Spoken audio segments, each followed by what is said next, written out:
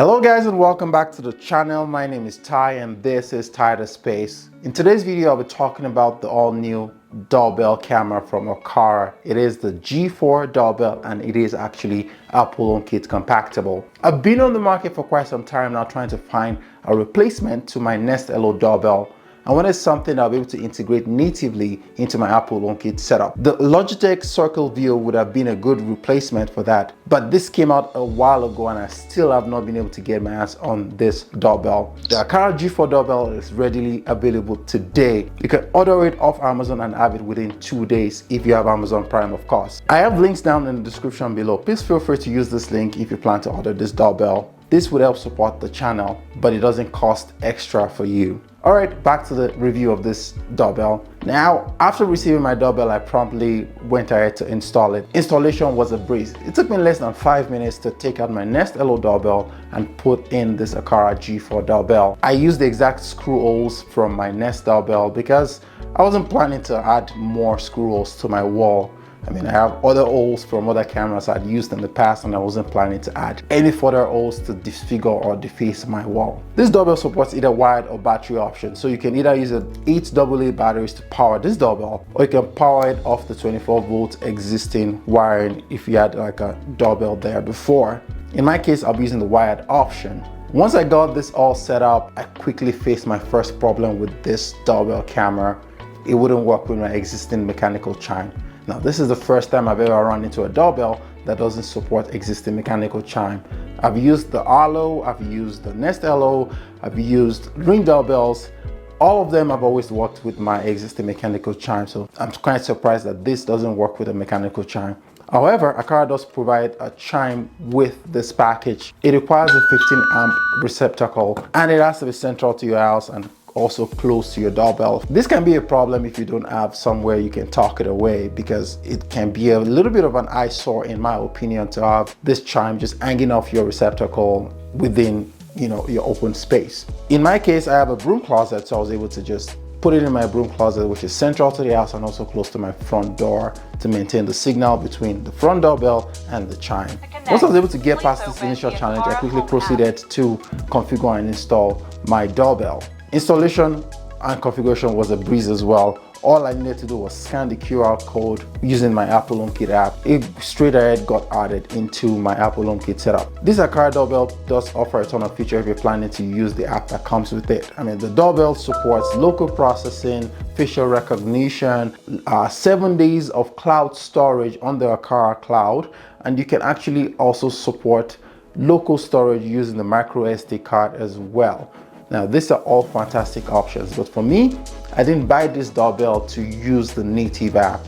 I bought it primarily because I wanted something that would work with HomeKit and I don't have to use additional apps to configure or use it. So I wouldn't be diving or touching much about the native Aqara app. I'll be strictly using this within Apple HomeKit setup. This doorbell also offers other flexibility options. It works with Google Home as well as Amazon Alexa. This is quite amazing for me because I do have some existing Nest Hub, so it would be quite nice to be able to still use my doorbell with my Nest Hub. But again, my primary focus is my Apple HomeKit setup and that's all I care about. Once I got this all going, I was super excited and immediately got it to use.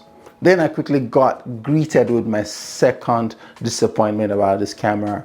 The field of view of the camera is super low. The Nest doorbell I had there before was able to capture people standing right in front of my door and I'm able to still see their face. But with the Aqara doorbell, I couldn't see their face anymore. The coverage as well in front of my door was also quite smaller compared to what my Nest doorbell could capture. The only solution to this would be for me to change the mounting location of my doorbell. So essentially I have to screw a new hole into my wall, which I don't want to have to do. It does come with a double-sided tape which you can use to mount the doorbell, but if you're looking for a permanent installation, I wouldn't trust using a double-sided tape to mount a doorbell. In my area where we go through significant temperature changes from cold to warm to massive winds, I don't want to come back home and then my doorbell is all blown away. Once I got past this second frustration, I moved on to continue enjoying my doorbell. The fact that this doorbell integrated natively into HomeKit meant that when my doorbell is pushed, I can view my feed on any of my Apple TVs, on my phones, my laptops, and I can even get it to ring or chime on my Apple HomePod as well. I was super excited and super stoked about some of these functionalities, so I was willing to let go of the other two headaches I had experienced earlier on, because this other two kind of made up for it in my opinion. The fact that it also supports Apple HomeKit Secure Video was also a plus for me. I have iCloud Plus subscription, which allows me to store footages of up to 5 cameras unlimited on the iCloud account. So I quickly added this doorbell as well and was able to start saving all of my footages to the cloud. Until I ran into my third problem when a friend called me and told me they had visited my house earlier in the day to drop a package for me in front of the door. I hadn't noticed or even gotten any notification on alerts that I regard, so I promptly checked my footages, and then I realized that there was no activity trigger for this person. I was kind of a little bit shocked and surprised, so I went to check my other cameras that I have facing that same spot in front of my house, and I realized that the person had actually in fact come earlier on and dropped the package for me, but my doorbell didn't capture it. I'm like, okay. I quickly ran over to the settings on the app and within the HomeKit to try and look at what I could change or configure. So I messed around with the sensitivity level, changing it from the low, medium, and high to kind of play around with it a little bit. This did not seem to solve the problem. In fact, it made the problem even worse. I ended up having to get tons and tons of notifications that are irrelevant, even after specifying the fact that I only wanted it to alert me or trigger notifications based on people, animals, or packages.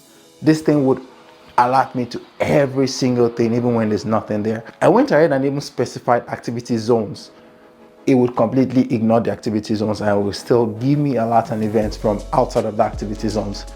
I ended up having to disable the status and notification of this doorbell because it was starting to overwhelm my phone and starting to lead to battery drain. This was very frustrating because the primary purpose of my doorbell is so that it can notify me to when there's a specific activity, and it wasn't doing that for me. It was particularly even worse at night. This camera is actually a 1080p resolution, which is okay during the daytime. But at nighttime, the resolution is extremely bad, especially for me that's coming from the Nest Hello doorbell and trying to replace it with this doorbell. So it was important for my replacement to be better than what it's actually replacing. At nighttime, you can barely make out what is actually out there. And it was even worse from the sense that my motion sensor lights would actually cause this doorbell to trigger activity notifications, which was pretty much almost every second. So I had to disable notifications as well at night time. This, among many others, is absolutely frustrating. And I'm at that point where it's not worth me replacing my Nest Hello doorbell with this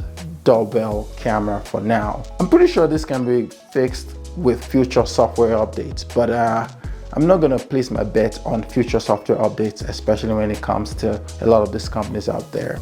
I don't like to trust that. I like to see it in action first and then buy based on what I can see versus based on the future promise. For that reason, I wouldn't be going ahead with this doorbell camera for now. I think my Nest Hello doorbell is still a better option than this doorbell camera, and I will be looking out for it and watching out and see if it actually gets improved in the future, or maybe some other company will come out with a product that's much better than this one. Yeah, it's a little bit disappointing. However, if you're someone that's just buying your first doorbell camera, I think for the price point of this thing, I mean, this thing is 148 Canadian dollar or 120 US dollars, and it offers a ton of features and options, and I think it's definitely worth considering if you're buying it for the first time or you're replacing with something that is much worse than a Nest Hello doorbell. But in my case, the Hello doorbell is still better than this, so it doesn't make sense for me to get rid of that and put this in instead. But hey, that's just my personal experience with this doorbell. If you have this doorbell, I'd like to hear your own personal experience with it. Do you like it? Do you love it? Do you have troubles with it? Leave it down in the comment section, and I'll catch you guys in the next video. Thank you.